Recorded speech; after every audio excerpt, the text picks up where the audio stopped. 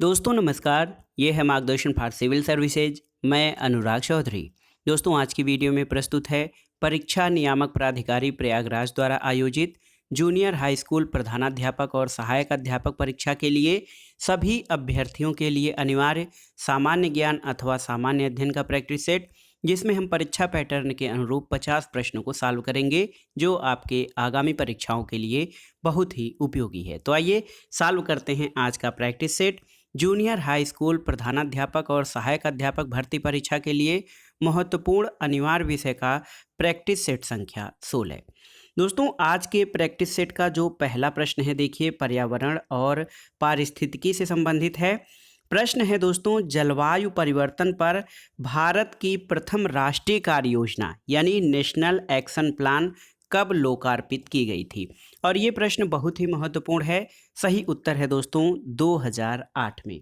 देखिए, भारत की प्रथम राष्ट्रीय कार्य योजना जो जलवायु परिवर्तन पर थी, ये 30 जून 2008 को लोकार्पित की गई थी और इस योजना को जारी करने का उद्देश्य जलवायु परिवर्तन के बढ़ते दुष्प्रभावों को कम करना है।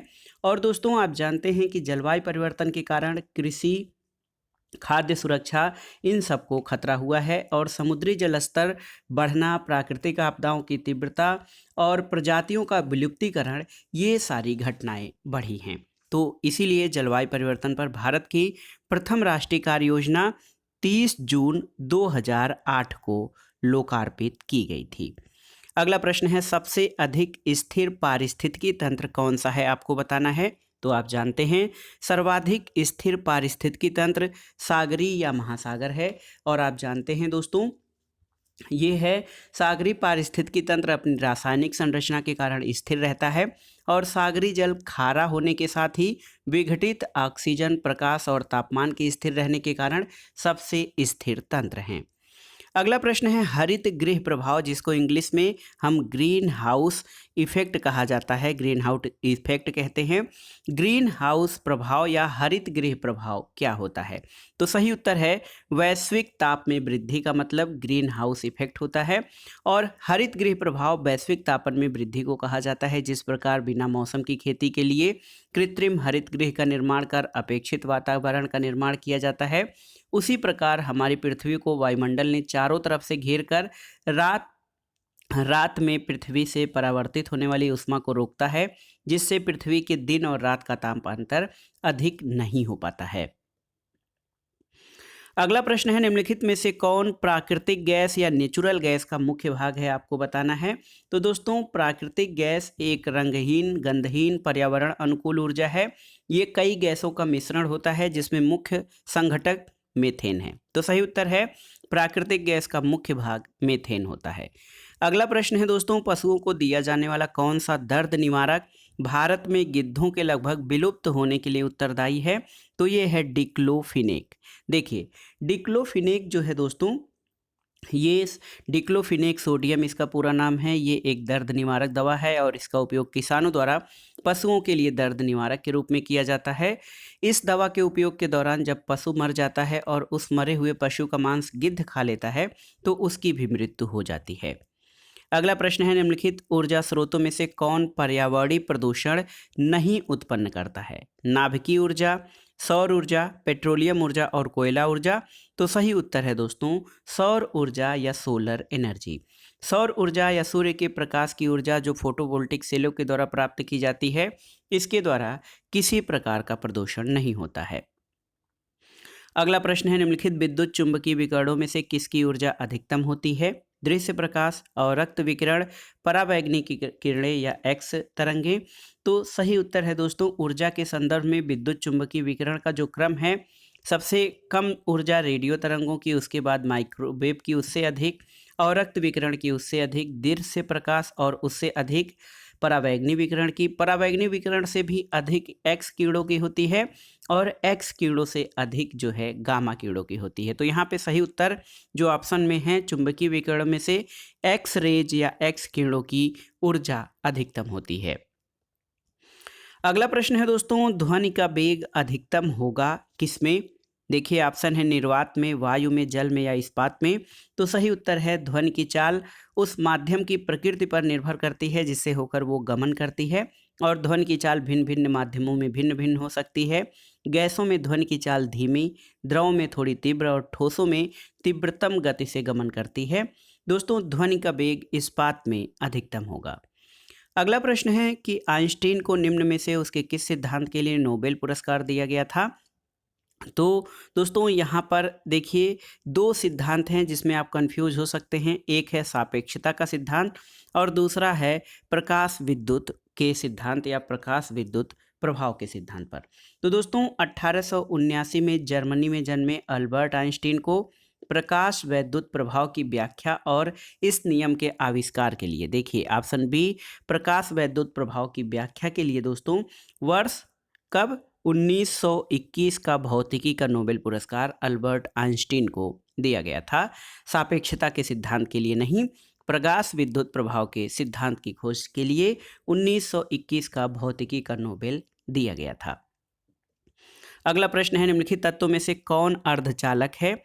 तो सही उत्तर है दोस्तों, सिलिकॉन और जर्मेनियम जो हैं ये अर्धचालकों की श्रेणी में आते हैं। अगला प्रश्न है, देखिए, निम्नलिखित में से कौन विटामिन सी का सबसे अच्छा स्रोत माना जाता है? संतरा, सेब, गाजर और आंवला। तो सबसे अच्छा स्रोत आपका आंवला है। विटामिन सी का रासायनिक नाम एस्कॉर्बिक एसिड होता है। इसका सबसे उत्तम स्रोत आंवला है। इसके अलावा ये अन्य खट्टे फलों जैसे नींबू, संतरा, मौसमी आदि में प्रचुर मात्रा में पाया जाता है। और विटामिन सी की कमी से कौन सा रोग? स्कर्वी रोग हो जाता है। अगला प्रश्न है, बिना अनुमति के कितने दिन संसद से अनुपस्थित रहने पर किसी सांसद को अयोग्य घोषित किया जा सकता है? तो ये है दोस्तों 60 दिन। देखिए, भारतीय संविधान के अनुच्छेद 101(4) के अनुसार संसद के किसी सदस्य की सदस्यता तब समाप्त समझी जाती है जब वह 60 दिन की अवधि तक सदन की अनुज्ञा के बिना उसके सभी अधिवेशनों से अनुपस्थित रहता है। अगला प्रश्न है दोस्तों, समलैंगिकता संबंधी सर्वोच्च न्यायालय का निर्णय निम्नलिखित में से किससे संबंधित है? आपको बताना है। तो उत्तर है दोस्तों, भारतीय दंड संहिता की धारा 377 से। और 6 सितंबर 2018 को सर्वोच्च न्यायालय की 5 सदस्यीय संवैधानिक पीठ ने विभिन्न याचिकाओं पर सुनवाई करते हुए आईपीसी की धारा 377 को आंशिक रूप से असंवैधानिक घोषित किया और आईपीसी की धारा 377 अप्राकृतिक यौन अपराधों से संबंधित है। अगला प्रश्न है दोस्तों, संविधान सभा की अंतिम बैठक की सही तिथि क्या है?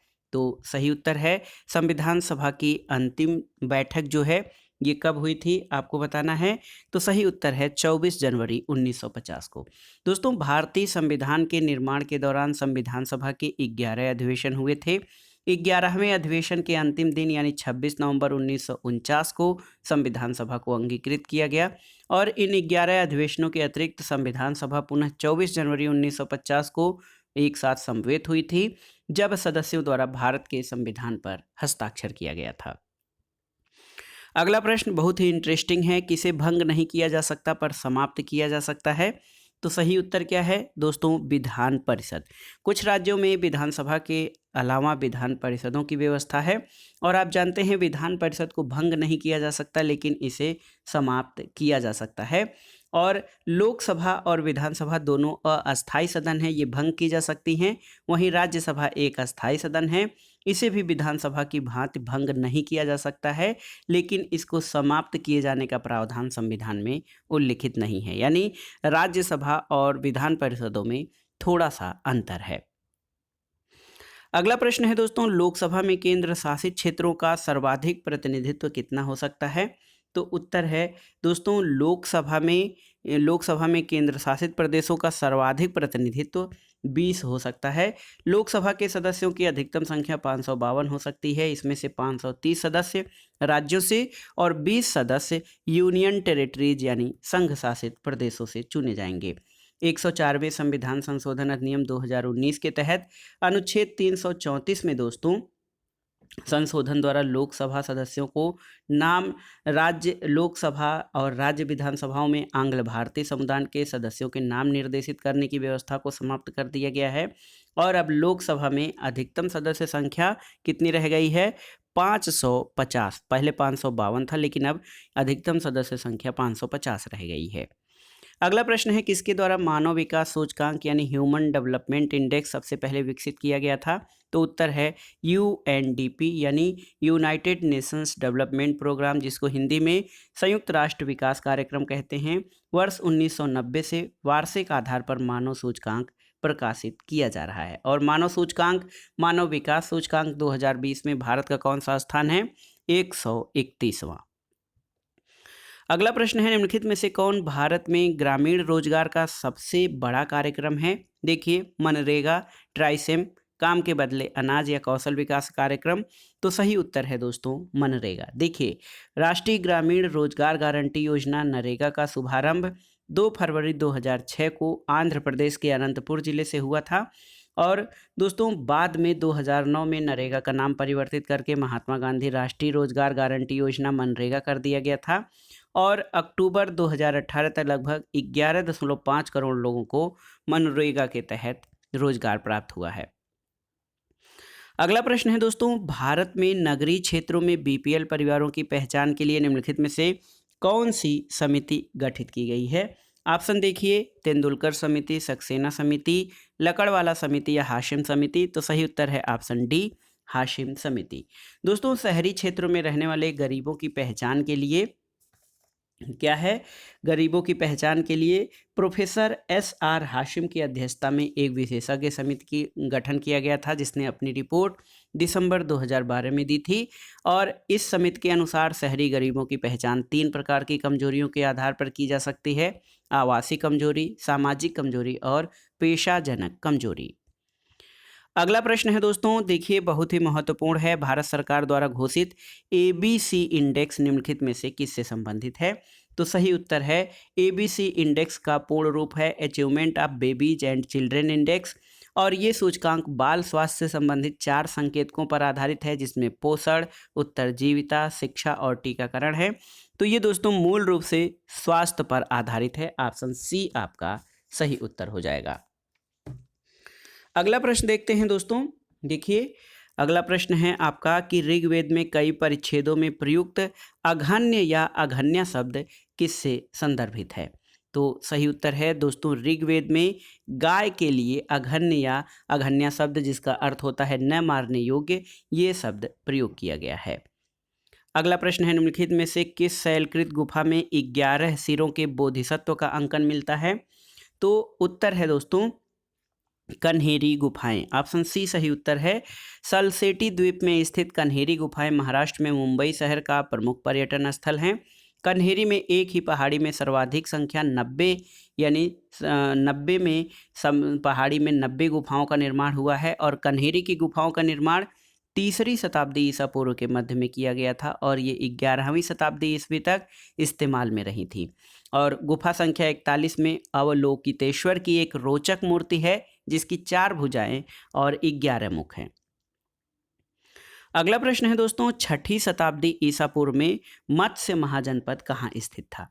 तो सही उत्तर देखिए, बौद्ध ग्रंथ अंगुत्तर निकाय और जैन ग्रंथ भगवती सूत्र में 6ठी शताब्दी ईसा पूर्व के 16 महाजनपदों की सूची मिलती है।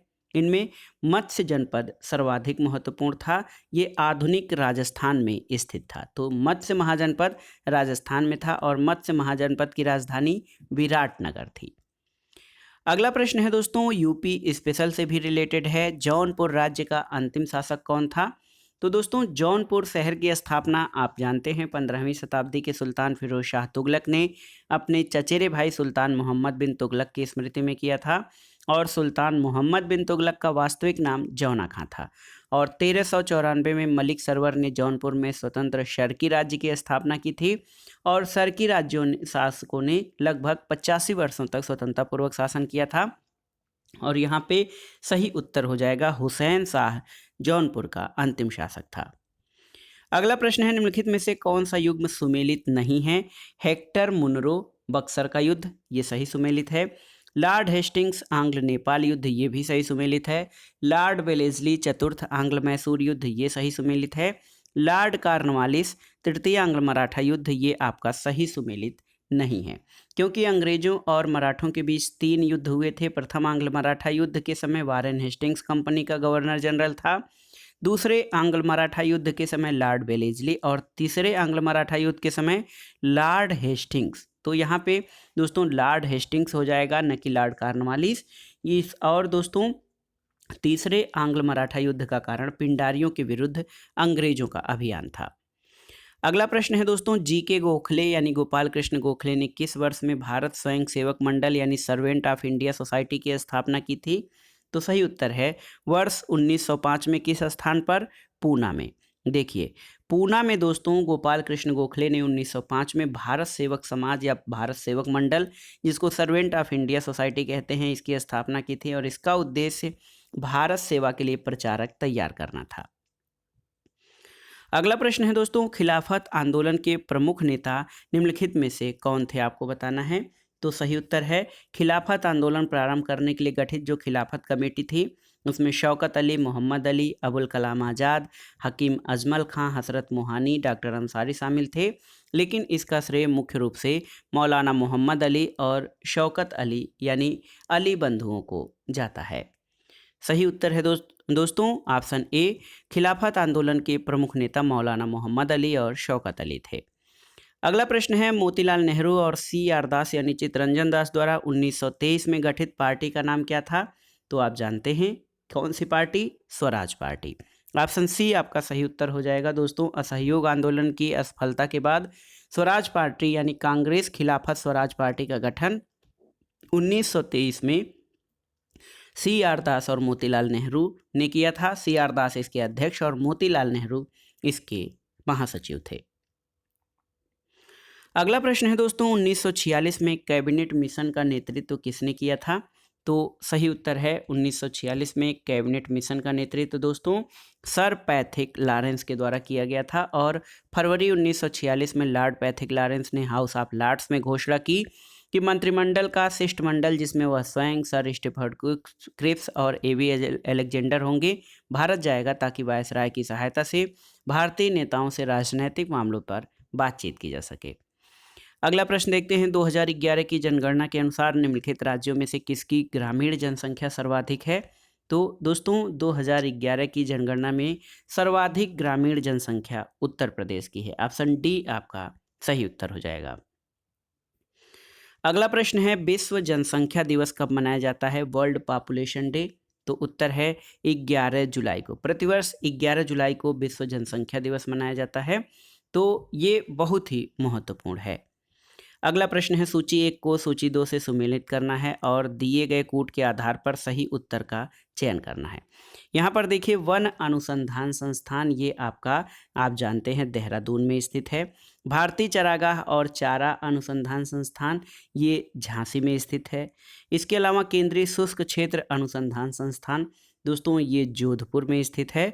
और दोस्तों भारतीय कृषि अनुसंधान संस्थान नई दिल्ली में स्थित है। तो इस आधार पर सही सुमेलन के आधार पर आपका उत्तर क्या हो जाएगा? ऑप्शन बी सही उत्तर हो जाएगा, 3, 4, 1 और 2। अगला प्रश्न है, निम्नलिखित युग्मों में से कौन सही सुमेलित नहीं है? आपको बताना है।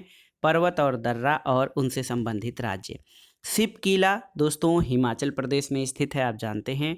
बोमडीला अरुणाचल प्रदेश में। नाथुला यहाँ मेघालय दे रहे हैं, ये सही सुमेलित नहीं है क्योंकि नाथुला दर्रा दोस्तों ये सिक्किम में स्थित है, मेघालय में नहीं, जो जिला जम्मू कश्मीर में। तो सही उत्तर ऑप्शन सी हो जाएगा, नाथुला मेघालय में नहीं बल्कि सिक्किम में स्थित है। अगला प्रश्न है, निम्नलिखित में से कौन सा विशालतम हिमनद है? आपको बताना है। ससाइनी, गंगोत्री, जेमू या सियाचिन। तो सही उत्तर है ससाइनी जो है सर्वाधिक लंबाई, इसका जो है सर्वाधिक लंबाई है और गंगोत्री उत्तराखंड में है। इसके अलावा सियाचिन दोस्तों देखिए ससाइनी जो है काराकोरम में है, 17.85 किलोमीटर में है। सियाचिन 76 किलोमीटर में है। तो दोस्तों जियोग्राफिकल सर्वे ऑफ इंडिया के अनुसार ध्रुवों के अतिरिक्त दूसरा सबसे बड़ा ग्लेशियर सियाचिन है। तो सही उत्तर आपका ऑप्शन डी हो जाएगा। अगला प्रश्न है, कर्क रेखा निम्नलिखित में से किन राज्यों से होकर गुजरती है? तो आप जानते हैं दोस्तों कर्क रेखा भारत के 8 राज्यों से होकर गुजरती है। याद कर लीजिए, गुजरात, राजस्थान, मध्य प्रदेश, छत्तीसगढ़, झारखंड, पश्चिम बंगाल, त्रिपुरा, मिजोरम। तो ये जो राज्य हैं इन राज्यों से होकर कर्क रेखा गुजरती है। तो इसमें से कौन कौन से राज्य हो जाएंगे आपके? देखिए दोस्तों, आप जानते हैं कि जो राज्य हैं, देखिए गुजरात, छत्तीसगढ़ और झारखंड। देखिए उत्तर प्रदेश से नहीं गुजरती है।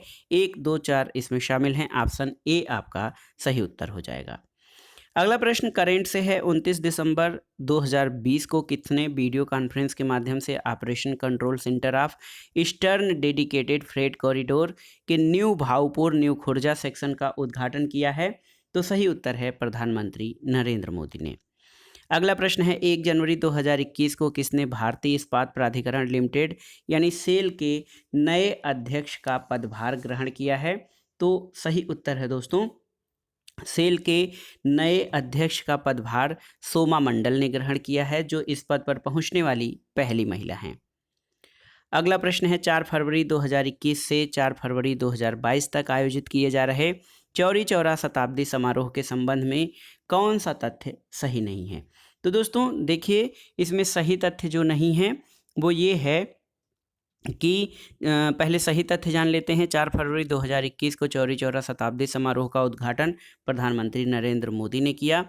इस समारोह के अंतर्गत प्रदेश के सभी 75 जिलों में विभिन्न कार्यक्रम आयोजित किए जाएंगे और इस समारोह में कुल 75 शहीदों के परिजनों को सम्मानित किया गया, ये सही नहीं है। और चौरी चौरा शताब्दी महोत्सव पर जारी किए गए लोगों पर लिखा स्लोगन है स्वरक्तः स्वराष्ट्र रक्षित, तो ये भी सही सुमेलित है। तो देखिए इसमें दोस्तों ये जो है चौरी चौरा घटना के 100 वर्ष पूरे होने पर ये जो ऑप्शन सी है कि 75 परिजनों को सम्मानित किया गया है, ये आपका गलत है। अन्य सभी कथन सही हैं। अगला प्रश्न है 24 फरवरी 2021 को यौन एवं प्रजनन स्वास्थ्य मामलों पर संयुक्त राष्ट्र की एजेंसी UNFPA ने किसे अपना सद्भावना दूत नियुक्त किया है? तो सही उत्तर है दोस्तों, इसका सही उत्तर हो जाएगा किसको? नतालिया वादियानोवा को। ऑप्शन डी आपका सही उत्तर हो जाएगा। अगला प्रश्न है दोस्तों 4 फरवरी 2021 में किसी देश के लिए तीनों फॉर्मेट में सबसे अधिक रन बनाने वाले विश्व के पहले बल्लेबाज कौन हैं? तो ये हैं दोस्तों बांग्लादेश के ओपनर तमीम इकबाल। तमीम इकबाल ये फरवरी 2021 में किसी देश के लिए तीनों फॉर्मेट में सबसे अधिक रन बनाने वाले विश्व के पहले बल्लेबाज हैं। अगला प्रश्न है देखिए 28 जनवरी 2021 को ट्रांसपेरेंसी इंटरनेशनल द्वारा भ्रष्टाचार बोध सूचकांक 2020 जारी किया, इससे संबंधित कथनों पर विचार कीजिए।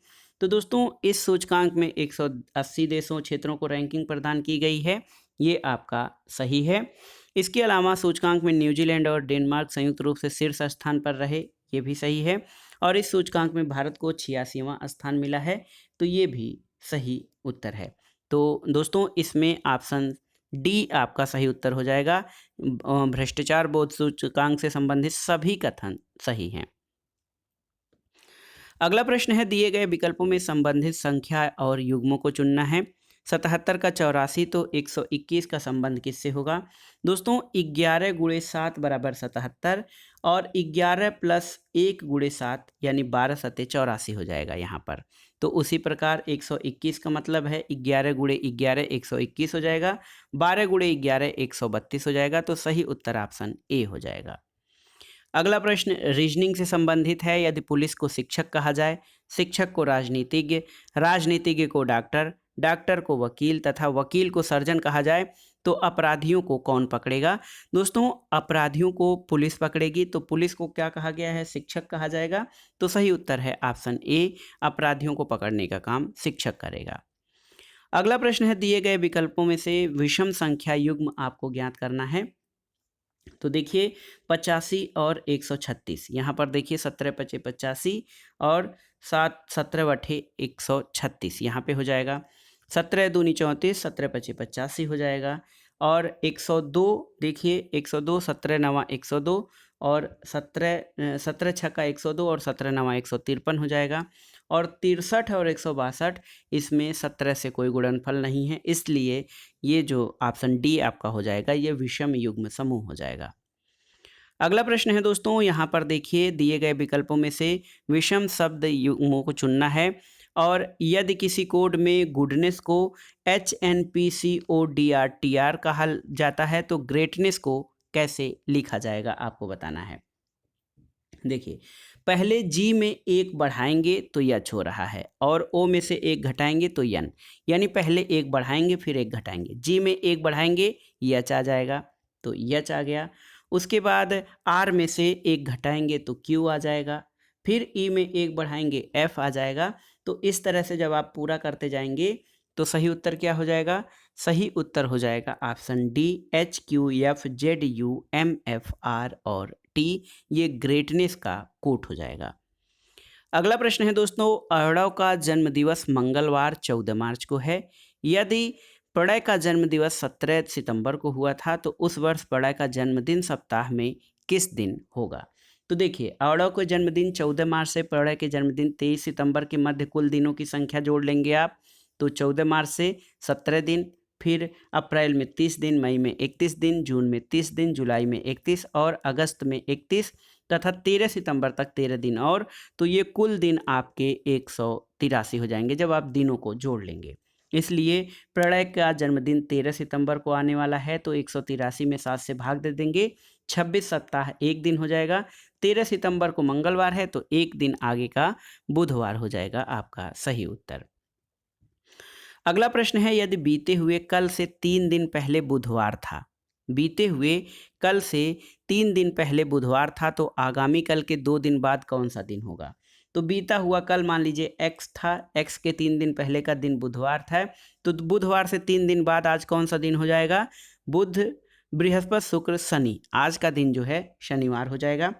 आगामी कल रविवार हो जाएगा और रविवार के 2 दिन का बाद मतलब रविवार के 2 दिन बाद का दिन जो है सोम और मंगल, इसके बाद बुध हो जाएगा। तो सही उत्तर यहाँ पर दोस्तों ऑप्शन ए बुधवार हो जाएगा। अगला प्रश्न देखिए, वक्तव्य और निष्कर्ष पर है। वक्तव्य है, चलती हुई बस से उतरना जोखिमपूर्ण है। जो लोग चलती हुई बस से उतरते हैं वे जख्मी होने का जोखिम उठाते हैं। और दूसरा निष्कर्ष है, सामान्यतः लोग जख्मी होने का जोखिम नहीं उठाना चाहते हैं। तो सही उत्तर हो जाएगा, दिए गए वक्तव्य में केवल निष्कर्ष एक निकलता है कि जो लोग चलती हुई बस से उतरते हैं वे जख्मी होने का जोखिम उठाते हैं। अगला प्रश्न है दोस्तों, सबसे उचित वैकल्पिक निष्कर्ष आपको चुनना है। देखिए, सभी प्रोफेसर विद्वान हैं, विद्वान लोग सदैव सज्जन होते हैं। तो निष्कर्ष क्या निकलता है? सभी प्रोफेसर सज्जन व्यक्ति हैं। इसमें आपको बताना है कि निष्कर्ष सत्य है, निष्कर्ष असत्य है, संभवतः सत्य है, असंभवतः असत्य है और निष्कर्ष असंगत है। तो सही उत्तर है, सभी प्रोफेसर विद्वान हैं, विद्वान लोग सदैव सज्जन होते हैं। जो लोग विद्वान होंगे वे सज्जन होंगे। चूंकि प्रोफेसर विद्वान होते हैं इसलिए वे सज्जन होते हैं। इसलिए ऑप्शन ए यानी निष्कर्ष सत्य है आपका सही उत्तर हो जाएगा। अगला प्रश्न और इस प्रैक्टिस सेट का आखिरी प्रश्न है दोस्तों, 16 फरवरी 2021 को किस मंत्रालय द्वारा ई छावनी पोर्टल और मोबाइल ऐप लॉन्च किया गया है? तो ये है रक्षा मंत्रालय। दोस्तों, रक्षा मंत्रालय द्वारा 16 फरवरी 2021 को केंद्रीय रक्षा मंत्री राजनाथ सिंह ने ई छावनी पोर्टल और मोबाइल ऐप लॉन्च किया है। यह पोर्टल और मोबाइल ऐप देश के 62 छावनी बोर्डों के 20 लाख से अधिक निवासियों को ऑनलाइन नागरिक सेवाएं प्रदान करेगा। तो दोस्तों, ये था आज का practice set. Uttar Pradesh added junior high school प्रधानाध्यापक और सहायक अध्यापक भर्ती परीक्षा के लिए महत्वपूर्ण सामान्य अध्ययन के 50 प्रश्नों का प्रैक्टिस सेट जो आपके आगामी परीक्षाओं के लिए बहुत ही उपयोगी और महत्वपूर्ण है। दोस्तों, इस प्रैक्टिस सेट में कोई भी प्रश्न कठिन नहीं था, बहुत अलग नहीं था, लेकिन ये प्रश्न ऐसे हैं कि इनके आगामी परीक्षाओं में पूछे जाने की संभावना है, इसलिए आप इसको तैयार कर लीजिए। दोस्तों, वीडियो आपको कैसा लगा हमें कमेंट बॉक्स में ज़रूर बताइएगा। वीडियो को लाइक करें, शेयर करें और इस चैनल मार्गदर्शन फॉर सिविल सर्विसेज को सब्सक्राइब करें। वीडियो देखने के लिए धन्यवाद दोस्तों।